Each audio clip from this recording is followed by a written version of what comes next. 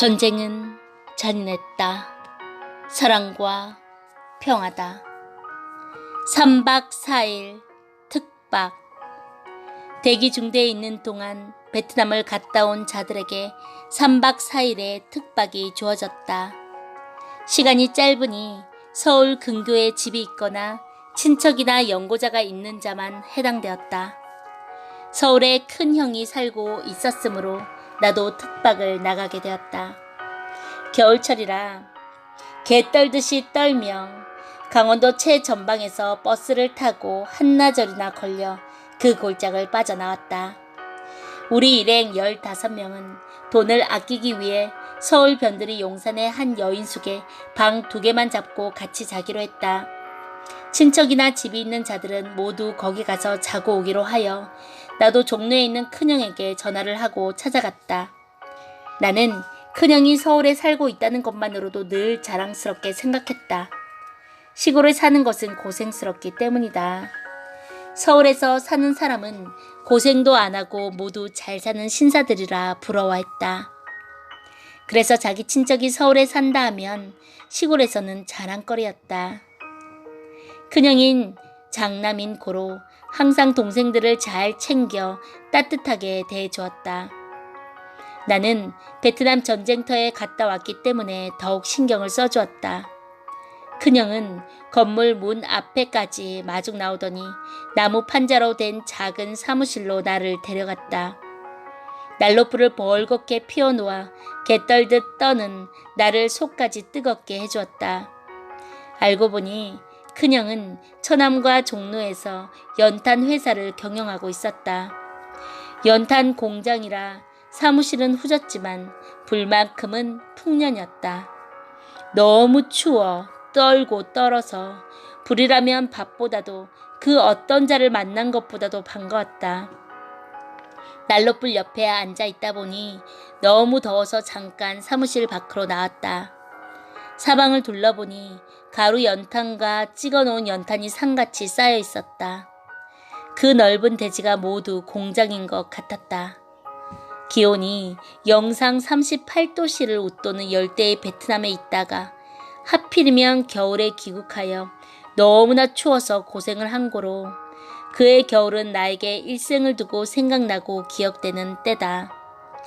나는 형에게 말하기를 전방에 배치를 받고 최전방 견학을 한 후 베트남에 갔다 온 사람들 중에서 서울에 친척이나 집이 있는 사람들만 3박 4일 특박을 내보내 주어 나왔다가 잠깐 들렀어요 하였더니 큰형은 잘 나왔다고 말하며 월명동 집에는 안 가느냐고 했다. 시간이 없어 못 간다고 하였더니 그러면 경기도 광주에 다녀가라고 했다. 큰형의 직장은 서울에 있고 집은 경기도 광주에 있었다. 같이 나온 전우들이 있기 때문에 광주에는 시간이 없어 못 간다고 했다. 숙소는 어디냐고 묻기에 용산 쪽에 여인숙이라고 하였더니 그때 돈 몇천 원을 두둑히 챙겨주었다. 그곳을 받고는 마음이 뿌듯하여 인사를 하고 태워준 택시를 타고 숙소에서 가까운 용산역 쪽으로 달려갔다. 그래도 우리 형제 중에 큰형이 서울에 살고 있으니 너무나 다행한 일이라고 생각하며 좋아했다. 더구나 그럭저럭 사는 것도 아니고 회사를 경영하며 살기 때문에 나는 앞날에 대한 소망이 차고 넘치게 되었다. 나도 제대하면 서울에 와서 형님에게 붙어 살아야지 하며 형에게 잘 보여야 되겠다고 생각했다. 전우들과 정해놓은 숙소는 서울 용산의 낙원 여인숙이었다. 밀집으로 허술하게 지은 집이었다. 다시 찾아가려고 했지만 쉽게 찾을 수가 없었다. 이곳저곳 찾으며 돌아다니다 보니 거리마다 옷을 다 벗다시피 한 여인들만 서 있어 겨울철에 달달 떠는 나를 놀라게 했다. 나는 옷을 무겁도록 껴입었는데 입에서 오토바이 달리는 소리가 나는데 도대체 열나는 산삼을 얼마나 삶아 먹었기에 저렇게 몸을 다 드러내도 얼굴에 화색이 도는지 정말 추위를 타지 않는 그 여인들이 부러웠다. 그 여자들은 나를 보고 열을 받은 것 같았다. 서너 명의 여자들이 나에게 달려오더니만 어서 오세요 하기에 낙원 여인숙이 어디냐고 물으니 찾는 집이 이 집이라고 하며 내 손목을 잡아 끌어당겼다. 분명 낙원 여인숙은 아니었다. 나를 촌놈으로 보고 무시하며 자기네 집으로 끌어들이려고 하는 것 같았다.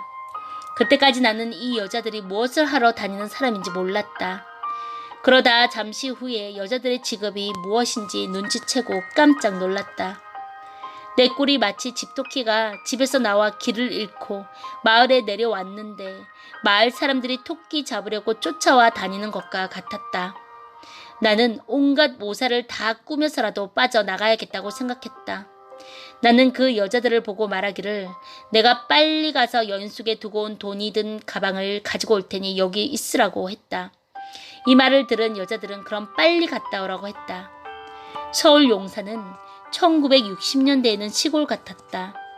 술과 사랑을 파는 지역이라 이성에 취하고 술에 취한 남녀들의 사랑을 불태우는 사랑 시장이었다. 한 모퉁이를 뛰어 돌아가니 숨은 가팠지만 마음이 조금 놓이면서 안심이 되었다. 안 잡혔으니 이제 살았구나 했다. 그 여자들은 더 이상 쫓아오지 않았다. 흔히 남자들은 이 같은 여자들을 보면 마음이 동해 쫓아가는데 나는 오히려 도망가니 누가 봐도 웃음이 나오는 일이었다. 이것이 나의 신앙이런가. 나는 역시 순진한 집토끼런가 하는 생각이 들었다. 골목마다 비슷한 차림의 여자들이 길에 쭉 서 있었다. 나는 그때 난생 처음 이 환락의 거리를 걸어보았다. 아름답고 멋있고 사랑스러운 호기심의 밤거리라 말들 하지만 나에게는 그날 밤이 너무 무서웠던 추억의 날로 남았다. 45여 년이 지난 지금까지도 잊히지 않으니 당시 얼마나 놀랐겠는가. 그날 밤 무서웠던 것은 여자도 여자였지만 그곳에 같이 있는 검은 옷을 입은 덩치 큰 자들이 쫓아와 나를 덮칠까봐 더 무서웠던 것이다. 하나님이 나와 함께 하심으로 유혹의 사망의 음침한 골짜기를 빠져나와 그 지역을 계속 4바퀴나 뱅뱅 돌다가 결국 내 전우들과 정했던 낙원 여인숙을 찾게 되었다. 방에 들어와 보니 불만 켜져 있고 아무도 없었다.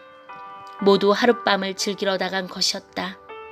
나는 정신적으로 지치고 피곤하여 전우들이 들어오든지 말든지 일찍 자버렸다. 새벽 4시가 되니 전우들은 모두 술 냄새를 풍기며 돌아왔다. 어디 갔다 이제 오느냐고 물으니 옆집 처갓집에 갔다 온다고 말했다. 나는 순진하게 그 말을 믿고 처갓집이 옆에 있는데 먹을 것을 좀 가지고 오지 왜 그냥 왔냐고 했다. 그 녀석들은 내 배에다 넣어왔으니 먹어 하고 배를 내밀었다.